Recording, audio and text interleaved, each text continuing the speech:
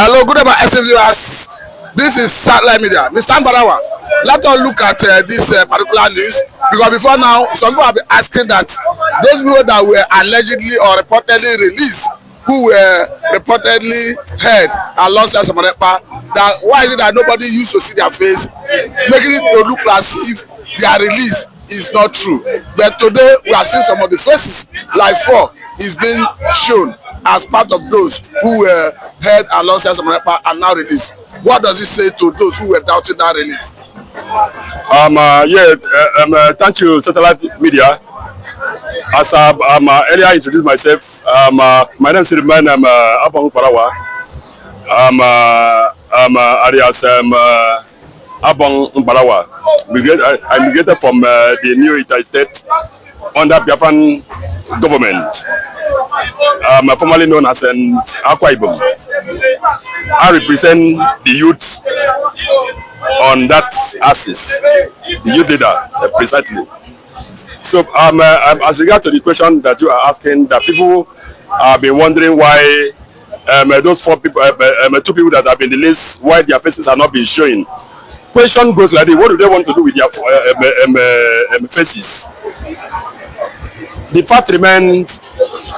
Now their faces have shown. People can now see their face. But it does not matter whether their face, those media houses happen to unveil their faces or not. It does not matter. But what matters here is their release, which I am sure that the list of the Prime Minister will follow next. So anybody that is doubting, we are not Nigeria. I'm telling you categorically that we Biafrans, we tell you the way it is. We don't bend. We tell you the way it is. We don't bend. So we don't cook stories. So if we were not sure that they were released, we wouldn't come on the media to say it. So what does this mean for those who were doubting, now that they can now see their faces? They will continue to doubt. Let me tell you something. Years back, when we were agitating for sovereign state of Biafra with flag, do you know what they call us? They call us Biafrans.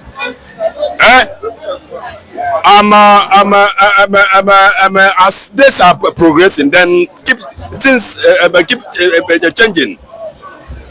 Today, now that same Biafra that we will label upon has become issue to Nigerian government today.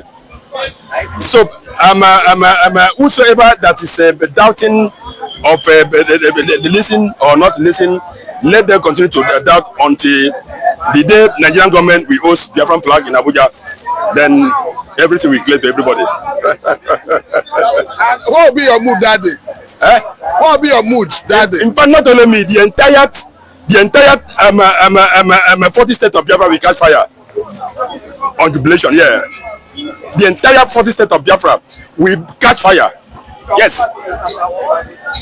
Okay. Now let us look at the attempt to resume Nnamdi Kalu's trial against the initial position, because remember that Nnamdi Kalu has since asked Justice Binta Yaku to recuse herself, and she has since recused herself, and the case file was transferred to the Chief Judge of Federal High Court. But in a surprise move, the Chief Judge returned the case file, insisting that Nnamdi Kalu's legal team must apply formally, and the judge will hear the application before the case file can be returned and perhaps being transferred to another judge. But the Nnamdi Kalu legal team is insisting that the woman will not handle the case. Hence, Nnamdi Kalu already expressed lack of confidence in her disposition to handle the case. I don't know the kind of question that you are asking.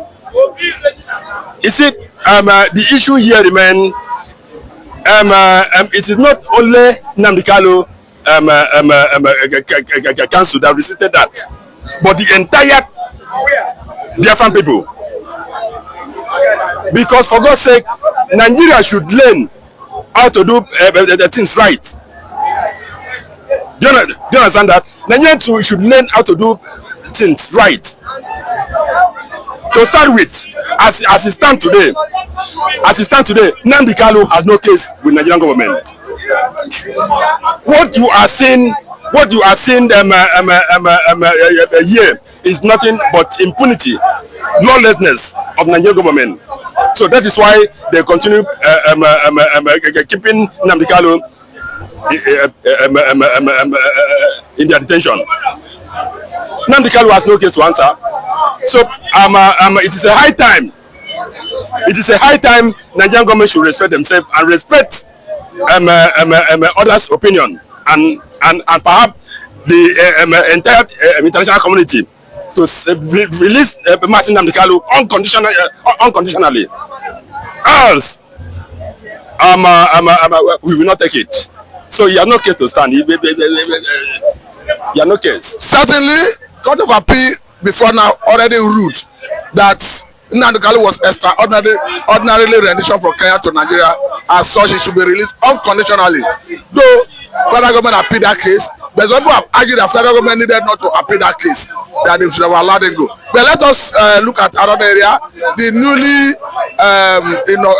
elected President General for Ohanaeze Ndigbo, he said that he's ready to sacrifice his life for the release of Mazi Nnamdi Kanu. How does it come to you? He's telling lies. He said that he's ready to sacrifice his life for the release of Mazi Nnamdi Kanu, meaning he's ready to die for Nnamdi Kanu to come out. What do I say? I say he's telling lies. He's bragging. Why? Do you know why? Because federal government of Nigeria has not pushed Ghana must go to his side. So when one federal government started pushing them, Ghana must go and brand envelope, then you see him dancing other way around. This is a man who you have not had dealing with. Why are you addressing it in that manner? Okay, to start with, there is no day or time the so-called Ohanaeze Ndigbo are representing us. They are not representing us, and of course, the Ohanaeze Ndigbo has been banned by Biafran government. So no, it's high time you know that Ohanaeze Ndigbo has been banned by Biafran government in exile. So we don't know them from Adam. Okay. Now let us look at because certainly we understand that Ohanaeze Ndigbo is a voice in Nigeria. Of course, federal government listens to them, but the man uses his office to advocate for Nnamdi Kanu release. Don't you think federal government will listen? What do I just say? I said it is because he has not he's doing that in order to maybe probably to get some certain favor. What does the man disappoint you and refuse to compromise? We know all of them. We should be the one to tell their story, not them, because we know them. We know them too well. Biafran people know Ohanaeze too well. So forget about this bragging. He just make him out. Okay, now lastly, let us look at the position of the North regarding the detention of Mietiala chairman. I'm talking about Bodejo, who was recently arrested and accused of banditry. Of course, the military have secured, the government have secured a court injunction to keep him for 60 days to enable the complete investigation. And this is a man who was in the past arrested, and he was accused of forming a vigilante group, arming them without the consent of federal government. But at the point, the Attorney General of the Federation approached the court and withdrew the case. This time around, do you think the government will let him off the hook or proceed with prosecuting him? Arresting him or not, it makes no sense. Why? You know why? Because our people said a tree cannot make a forest. So the arrest should start from Nigerian National Assembly. They should start arresting. They should start from the National Assembly to arrest those sponsors. Because if you want to fall a tree, you start digging. If you do not cut the root, up to the tap root, the tree can never fall down. So they should start from that National Assembly up to the sultans of Sokoto and Co. Are you accusing National Assembly of being the one sending them? Of course, it is clear to the entire global war, a situation where the villages will be sacked, you know, people get killed, and you claim you have a